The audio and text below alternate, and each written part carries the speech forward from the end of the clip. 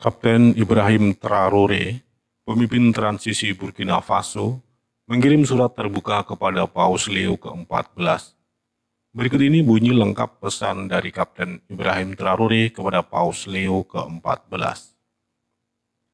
Kepada Sri Paus Robert Francis yang mulia, saya menulis kepada Anda bukan dari istana, bukan pula dari kenyamanan kedutaan asing, tetapi dari tanah air saya, Burkina Faso, tempat debu bercampur dengan darah para martir kami, dan gema revolusi lebih nyaring dari dengungan drone asing di atas kepala. Saya tidak menulis sebagai seorang yang mencari pengakuan, juga bukan sebagai diplomat penuh basa-basi. Saya menulis sebagai anak Afrika, terluka namun tidak tunduk. Anda kini adalah Bapak Rohani bagi lebih dari 1 miliar jiwa, termasuk jutaan jiwa di Afrika. Anda tidak hanya mewarisi gereja, tetapi juga mewarisi sejarah. Dan di momen transisi ini, sementara asap putih masih melayang di atas atap Vatikan, saya harus mengirim surat ini melintasi lautan dan gurun, melampaui batas dan gerbang langsung ke hati Anda. Karena sejarah menuntutnya, karena kebenaran memaksanya, karena Afrika yang terluka dan bangkit sedang menyaksikan Anda. Yang mulia, kami orang Afrika mengenal kekuatan salib. Kami mengenal himne, doa, dan litani. Kami membangun gereja dengan tangan yang kapalan dan membela iman kami dengan darah. Tapi kami juga tahu kebenaran lain yang terlalu sering dikubur, bahwa gereja terkadang berjalan seiring dengan para penjajah. Bahwa saat para misionaris mendoakan jiwa kami, para tentara menginjak-injak tanah kami. Bahwa saat para pendahulu Anda berbicara tentang surga, leluhur kami dirantai di bumi. Bahkan hari ini, di zaman yang disebut modern ini, kami masih merasakan belenggu itu. Bukan dari besi, tapi dari diam, dari acuh, dari permainan geopolitik yang dimainkan di balik bayang-bayang kudus. Maka saya bertanya atas nama para ibu yang berdoa di atas lantai tanah dan anak-anak yang belajar katekismus dengan perut kosong. Akankah kepausan Anda berbeda? Akankah Anda menjadi paus yang melihat Afrika bukan sebagai pinggiran, tetapi sebagai pusat nubuat? Akankah Anda menjadi paus yang tidak hanya mengunjungi pemukiman kumuh untuk berfoto, tetapi yang berani bersuara lantang terhadap kekuatan yang membuat kemiskinan itu abadi? Yang mulia, saya adalah manusia yang dibentuk oleh perang, bukan oleh kekayaan. Saya tidak dididik dalam politik oleh institusi barat. Saya tidak belajar diplomasi di Paris. Saya belajar memimpin di parit-parit bersama rakyat, di mana rasa sakit adalah guru dan harapan adalah bentuk perlawanan. Saya memimpin bangsa saya yang dahulu diabaikan oleh dunia, sampai kami menolak untuk tetap diam. Kami dibilang terlalu miskin untuk merdeka, terlalu lemah untuk berdaulat, terlalu tidak stabil untuk melawan. Tapi saya katakan ini dengan suara para leluhur menggema dalam dada saya. Kami sudah selesai memohon pengakuan dari kekuatan yang mengeruk mineral kami sambil mengajarkan moral. Kami sudah selesai menyaksikan para pemimpin rohani dunia memalingkan wajah dari jeritan Afrika karena politik dianggap terlalu rumit. Yang mulia, saya berbicara bukan hanya untuk Burkina Faso, tapi untuk seluruh benua yang terlalu lama diremehkan. Afrika bukan hanya benua yang patut dikasihani. Afrika adalah benua para nabi. Para nabi yang dipenjara, diasingkan, bahkan dibunuh karena berani melawan kekaisaran. Dan sekarang Anda yang memakai cincin Santo Petrus, akankah Anda berjalan di jalan para nabi? Atau justru menjadi tahanan politik lainnya? Kami tidak butuh lebih banyak ungkapan manis. Kami tidak butuh lebih banyak doa dan pikiran baik, sementara perusahaan-perusahaan barat mengeruk uranium dari Nigeria dan emas dari Kongo di bawah penjagaan bersenjata. Kami tidak butuh netralitas diplomatik saat anak-anak muda Afrika tenggelam di Laut Tengah, melarikan diri dari perang yang bukan mereka mulai dan senjata yang bukan mereka buat.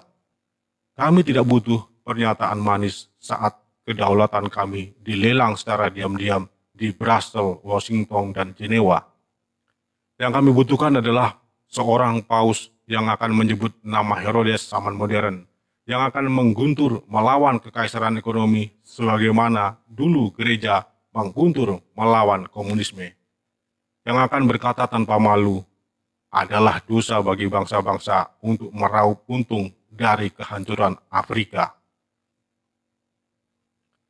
Anda tahu ajaran Kristus, Anda tahu dia membalik meja para penukar uang. Anda tahu dia berkata, berbahagialah para pembawa damai, tetapi tidak pernah berkata, berbahagialah mereka yang menyenangkan penguasa. Maka saya bertanya terus terang, akankah Anda bersuara menentang diamnya Perancis dan operasi-operasinya di Sahel? Akankah Anda mengutuk perjanjian senjata yang menyulut perang proksi di gurun dan hutan kami? Akankah Anda menyebut kerakusan yang menyamar sebagai amal, diplomasi yang menyamar sebagai imperialisme? Karena kami melihatnya, kami mengalaminya. Yang mulia, saya tidak meminta Anda menjadi orang Afrika.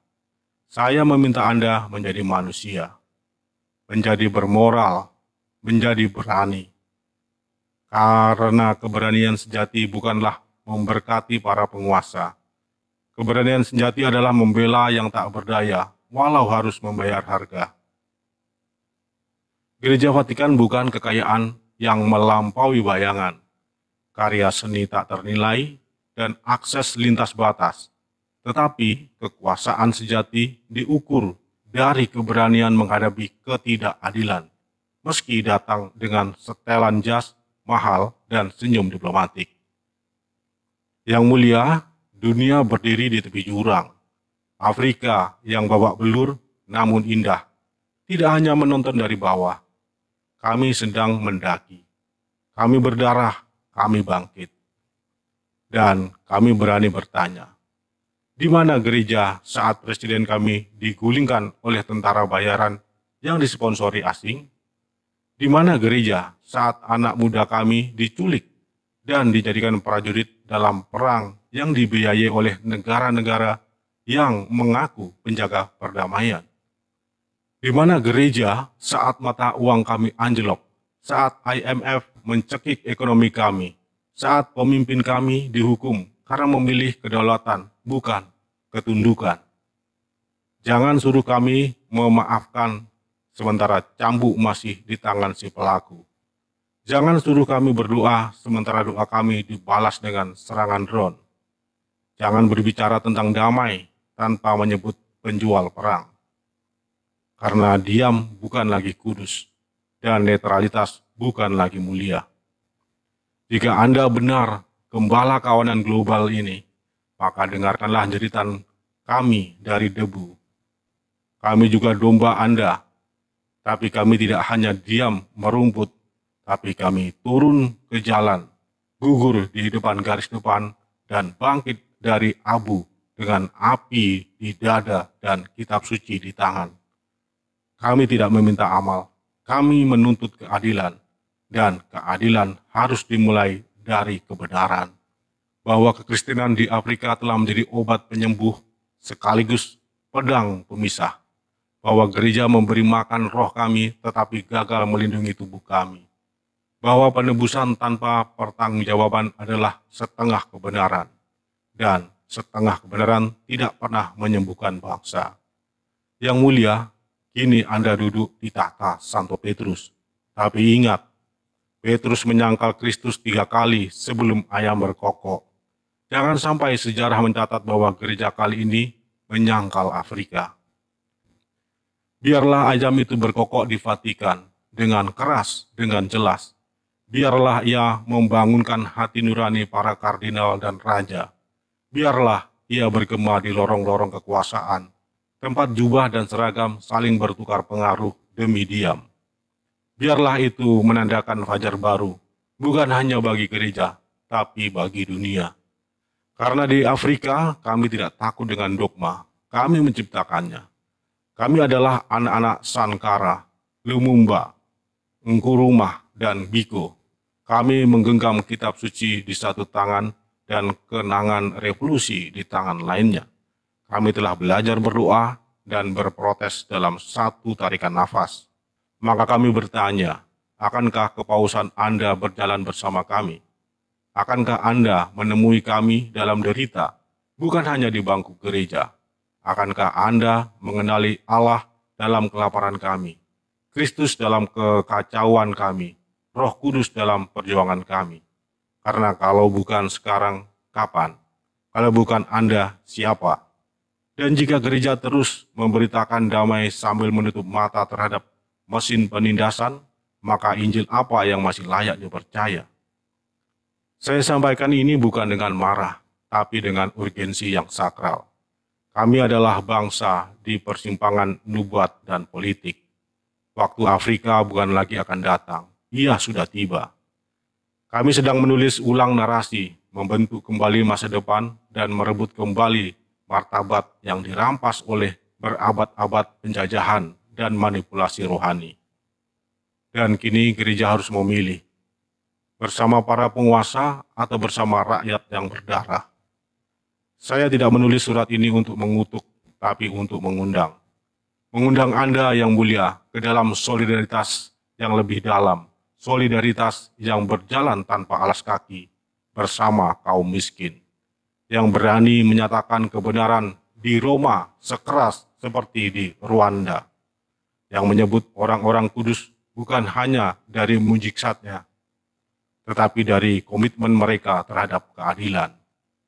Kami menantikan suara Anda, bukan dari balkon megah, tapi dari parit perjuangan, dari kamp pengungsi, dari balik jeruji penjara politik, tempat kebenaran dikurung. Karena hanya suara Anda, jika Anda berani menyuarakannya, yang bisa menembus diam.